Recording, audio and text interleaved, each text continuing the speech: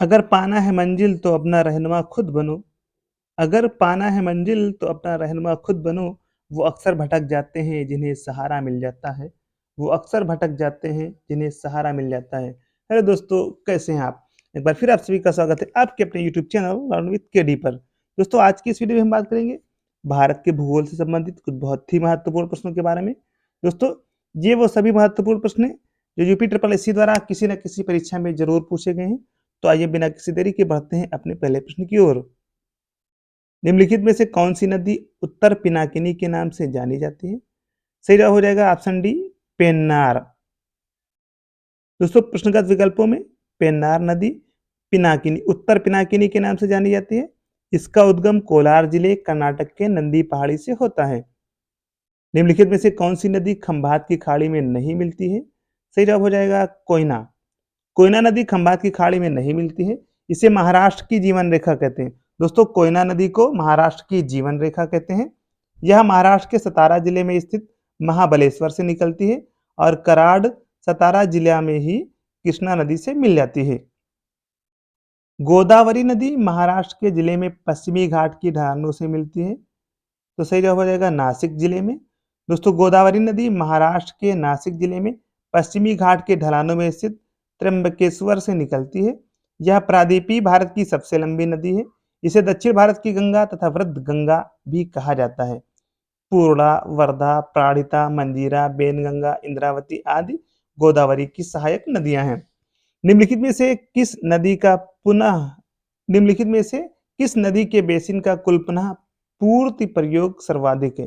दोस्तों, प्रश्न कह रहा है कि किस नदी के बेसिन का कुल पुनः पूर्ति प्रयोग सर्वाधिक है?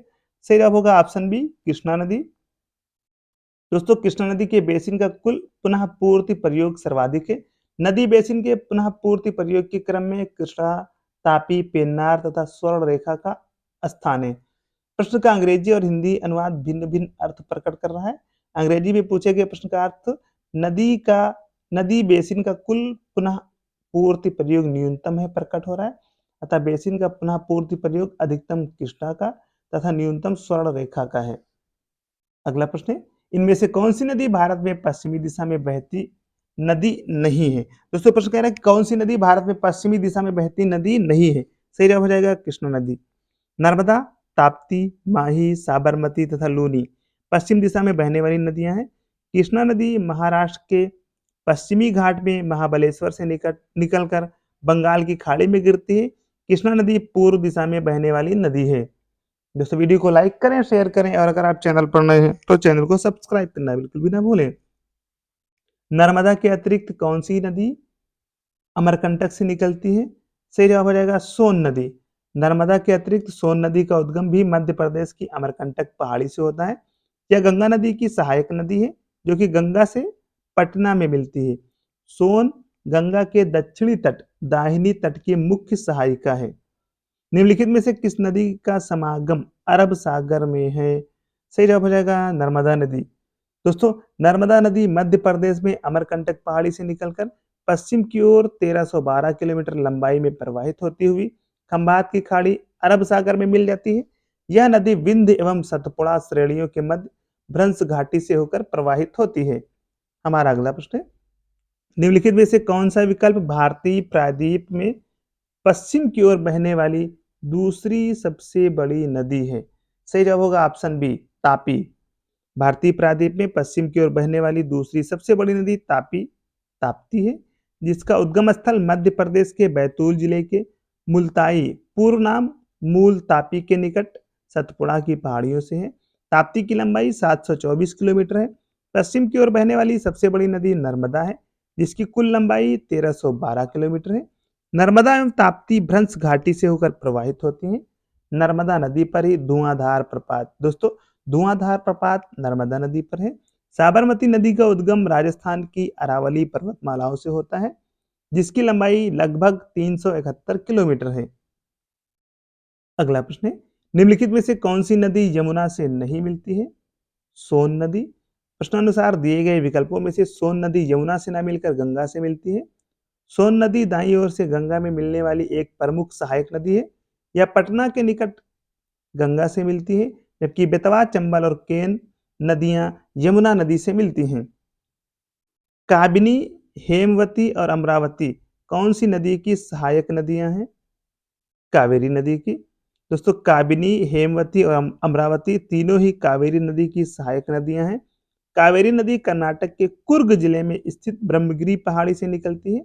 कावेरी नदी की लंबाई 805 किलोमीटर है। सबसे छोटी नदी कौन सी है? सही जवाब होगा ऑप्शन डी, सोन नदी। सोन नदी सबसे छोटी नदी है।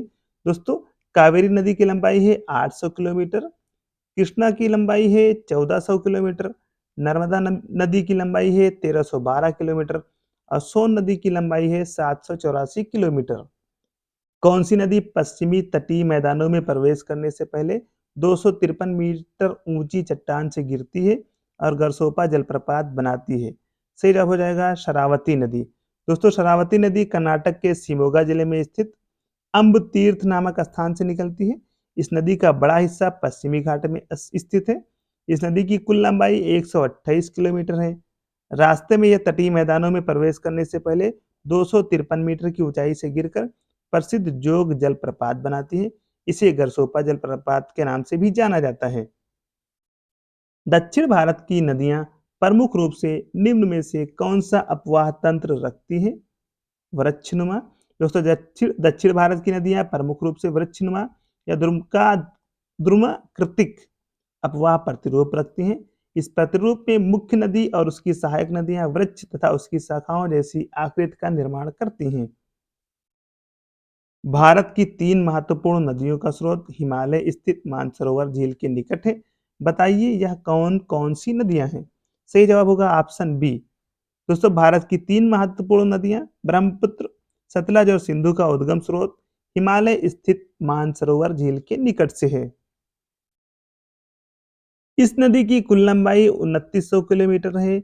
यह तिब्बत चेमयुंगडंग ग्लेशियर से शुरू होती है, जहां इसे त्संगपो कहा जाता है और दिहांग नाम से भारतीय क्षेत्र अरुणाचल प्रदेश में प्रवेश करती है। इसकी महत्वपूर्ण सहायक नदियां सुबनसिरी, कामेंग, धनसिरी, मानस, तीस्ता है।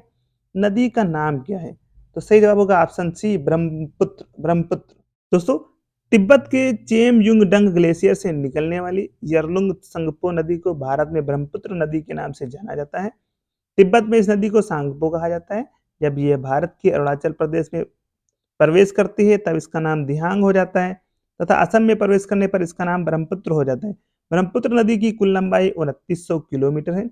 सुबनसिरी, जयमोली, तीस्ता, कामेंग, धनसिरी, मानस, संकोश, लोहित आदि ब्रह्मपुत्र की सहायक नदियां हैं। निम्नलिखित में से कौन सी नदी थार रेगिस्तान से होकर बहती है? लूनी नदी। लूनी नदी भारत की अंतर्वाही नदी है। यह नदी अरावली पर्वत के निकट आना सागर से उत्पन्न होकर दक्षिण पश्चिम क्षेत्र में प्रवाहित होते हुए थार रेगिस्तान के एक भाग से होकर अंततः गुजरात के कच्छ के रण के पश्चिमोत्तर भाग की बंजर भूमि में विलुप्त हो जाती है। यह एक मौसमी नदी है। जोवाई, सुकरी और बांदी इसकी प्रमुख सहायक नदियां हैं। शिपकीला दर्रा हिमालय की किस घाटी में स्थित है? सही जवाब होगा सतलज घाटी। शिपकीला दर्रा हिमालय की सतलज घाटी में स्थित है। यह हिमाचल प्रदेश के किन्नौर जिले और तिब्बत में स्थित है। सतलज नदी इस दर्रे के निकट से भारत में प्रवेश करती है। शिपकीला दर्रा सड़क प्राचीन सिल्क रोड का एक हिस्सा है। इनमें से कौन इनमें से कौन सी भारतीय क्षेत्र में एक खाड़ी नहीं है? तो सही जवाब हो जाएगा इसका ऑप्शन डी, अकाबा की खाड़ी। दोस्तों कच्छ, खंभात और मन्नार की खाड़ियां भारतीय भौगोलिक क्षेत्र में स्थित हैं, जबकि अकाबा की खाड़ी लाल सागर के उत्तरी भाग में, सिनाई प्रायद्वीप से पूर्व में तथा अरब की मुख्य भूमि से पश्चिम में स्थित है। अकाबा खाड़ी के किनारे मिस्र, इसराइल, जॉर्डन व सऊदी अरब देश स्थित हैं। आंध्र प्रदेश का विजयवाड़ा शहर किस नदी के किनारे स्थित है? कृष्णा नदी।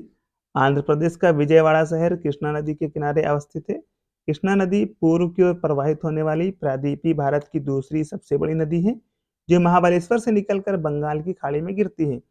कोयना, मालप्रभा, पंचगंगा, दूधगंगा, भीमा, तुंगभद्रा, घाटप्रभा तथा मुसी आदि कृष्णा की सहायक नदियां हैं। श्रीनगर किस नदी के तट पर स्थित है? सही जवाब होगा झेलम। जम्मू और कश्मीर की राजधानी श्रीनगर झेलम नदी के तट पर स्थित है। झेलम नदी का उद्गम बेरी नाग झरना जम्मू व कश्मीर से होता है। उकाई बांध भारत के निम्नलिखित में से किस राज्य में स्थित है? यह उस राज्य का दूसरा सबसे बड़ा बांध है। सही जवाब हो जाएगा गुजरात। दोस्तों, उकाई बांध गुजरात राज्य में तापी नदी पर बनाया गया है।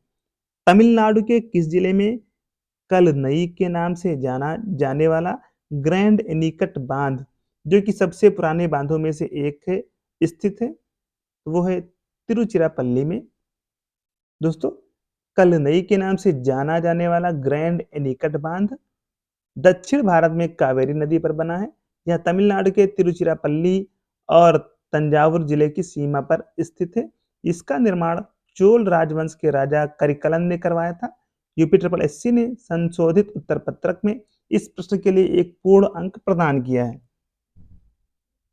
भारत में सबसे लंबा बांध कौन सा है? हीराकुंड बांध। हीराकुंड बांध न केवल भारत अपितु विश्व का सबसे लंबा बांध है। महानदी पर बना यह बांध ओडिशा के संबलपुर जिले में स्थित है। इस बांध की लंबाई 4801 मुख्य बांध लंबाई मीटर है, जबकि बांध की कुल लंबाई 25.8 किलोमीटर है। इस बांध से लगभग 10 लाख हेक्टेयर क्षेत्र में सिंचाई भी की जा रही है। गंडक सिंचाई परियोजना किन प्रदेशों का एक संयुक्त प्रयास है? उत्तर प्रदेश एवं बिहार का। गंडक सिंचाई परियोजना उत्तर प्रदेश एवं बिहार का एक संयुक्त प्रयास है। इस सिंचाई परियोजना में नेपाल भी शामिल है। दिसंबर 1959 में भारत सरकार और नेपाल सरकार के बीच गंडक बैराज के निर्माण पर समझौता हुआ। बैराज का निर्माण गंडक नदी पर वाल्मीकि नगर में वर्ष 1968-69 में किया गया, जिसका उद्देश्य नेपाल, उत्तर प्रदेश और बिहार में सिंचाई सुविधा उपलब्ध कराना था। उत्तर प्रदेश में टिहरी बांध परियोजना किस देश के सहयोग से पूरी की गई? सोवियत रूस।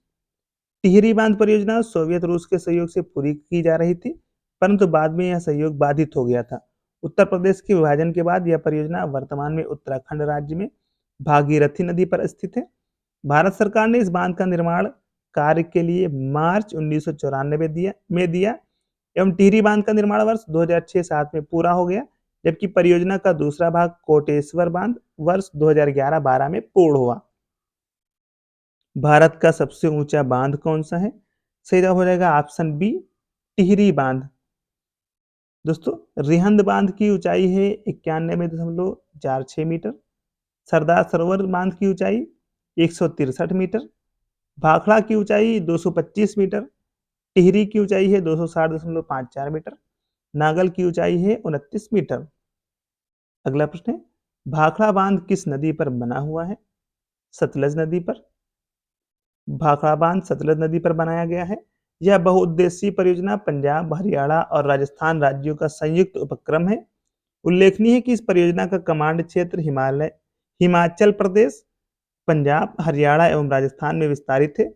भाखड़ा नागल बांध का जल संग्रहण भाखड़ा नागल बांध का जल संग्रहण गोविंद सागर झील में किया जाता है। दोस्तों, वीडियो को लाइक करें, शेयर करें और अगर आप चैनल पर नए हैं तो चैनल को सब्सक्राइब करना बिल्कुल भी ना भूलें। चमेरा बांध किस नदी पर बनाया गया है? रावी नदी। चमेरा बांध हिमाचल प्रदेश के चंबा जिले में स्थित है। यह रावी नदी पर बनाया गया है। इस परियोजना से लाभान्वित होने वाले राज्य हैं उत्तर प्रदेश, उत्तराखंड, हिमाचल प्रदेश, पंजाब, हरियाणा, जम्मू कश्मीर, राजस्थान तथा चंडीगढ़। भारत में किस राज्य में सबसे ज्यादा बांध हैं? महाराष्ट्र में। दोस्तों, भारत के महाराष्ट्र राज्य में सबसे ज्यादा बांध है, जिसकी संख्या national register of large dam 2019 के अनुसार 2394 है। इसके बाद क्रमशः मध्य प्रदेश 906 तथा गुजरात 632 का स्थान है। उत्तर प्रदेश में कुल बांधों की संख्या 130 है। पैठन जल विद्युत परियोजना किस राज्य में स्थित है? महाराष्ट्र में। दोस्तों, जायकवाड़ी परियोजना या पैठन जल विद्युत परियोजना महाराष्ट्र के औरंगाबाद जिले में जायकवाड़ी गांव के निकट गोदावरी नदी पर स्थित है। इस बांध का मुख्य उद्देश्य महाराष्ट्र के मराठवाड़ा क्षेत्र में सिंचाई क्षमता में वृद्धि करना है। निम्नलिखित में से किस हिल स्टेशन पर आपको चेईपारा झरना, पोथमेडु, प्यू पॉइंट और अटुकाद झरना मिलेंगे? मुन्नार। दोस्तों चेपारा झरना, पोथ मेडु, प्यू पॉइंट तथा अटुकाद झरना मुन्नार हिल स्टेशन में स्थित दर्शनीय स्थल हैं। मुन्नार हिल स्टेशन केरल में स्थित है। निम्नलिखित में से कौन सी झील मणिपुर में स्थित है? लोकटक झील। दिए गए विकल्पों में लोकटक झील मणिपुर में स्थित है। यह एक ताजे पानी की झील है। इस झील में केबुल लामजाओ नामक राष्ट्रीय पार्क भी अवस्थित है। अगला प्रश्न है, चिल्का झील ओडिशा राज्य में स्थित भारत की सबसे बड़ी खारे पानी की झील के दक्षिणी ओर स्थित है। तो सही जवाब होगा महानदी डेल्टा के दक्षिणी ओर। दोस्तों चिल्का झील भारत के ओडिशा राज्य में महानदी के मुहाने पर स्थित भारत की सबसे बड़ी खारे पानी की झील है। यह महानदी डेल्टा के दक्षिणी ओर स्थित है। हमारा अगला प्रश्न है, सूची फर्स्ट का सूची सेकंड के साथ मिलान कीजिए और नीचे दिए गए विकल्पों से सही उत्तर का चयन करिए। तो दोस्तों सही मिलन इस प्रकार है, पुलिकट झील तमिलनाडु में, चिल्का झील ओडिशा में, वूलर झील जम्मू कश्मीर और सांभर झील राजस्थान में स्थित है। अगला प्रश्न है, झील भारत की सबसे बड़ी खारे पानी की झील है। यह भारत की सबसे बड़ी झील भी है। तो खाली स्थान में हो जाएगा चिल्का झील। Option B is the right answer. दोस्तों चिल्का झील भारत तथा एशिया की सबसे बड़ी खारे पानी की झील है। यह ओडिशा में स्थित है। इसका क्षेत्रफल 1165 वर्ग किलोमीटर है। भारत के किस राज्य में फुलहर झील स्थित है? सही जवाब होगा उत्तर प्रदेश में। फुल्लर झील उत्तर प्रदेश के पीलीभीत जिले के माधो टांडा में स्थित है। यह झील गोमती नदी का उद्गम स्रोत है। इसे गोमत ताल भी कहा जाता है। थोसेघर थोसेघर वाटरफॉल किस राज्य में स्थित है? महाराष्ट्र में। थोसेघर जलप्रपात महाराष्ट्र में कोंकण क्षेत्र के सतारा शहर में स्थित है। भारत की सबसे बड़ी झील कौन सी है? सही जवाब होगा ऑप्शन ए वूलर झील। भारत में ताजे जल की सबसे बड़ी झील जम्मू कश्मीर के बांदीपुरा जिले में स्थित वूलर झील है। यह झेलम नदी पर निर्मित गोखुर झील का उदाहरण है। दोस्तों आज के इस वीडियो में बस इतना ही। वीडियो को लाइक करें, शेयर करें और अगर आप चैनल पर नए हैं तो चैनल को सब्सक्राइब करना बिल्कुल भी ना भूलें। दोस्तों कमेंट बॉक्स में जरूर बताएं कि वीडियो आपको कैसी लगी। दोस्तों आपको किस टॉपिक पर वीडियो चाहिए ये भी बताएं ताकि हमारी टीम उस टॉपिक पर वीडियो लेकर आ सके। दोस्तों हमारा टेलीग्राम चैनल जरूर ज्वाइन करें, लिंक डिस्क्रिप्शन में दिया गया है। आज की इस वीडियो में बस इतना ही। जल्दी आपसे मुलाकात होगी एक नई वीडियो के साथ। धन्यवाद।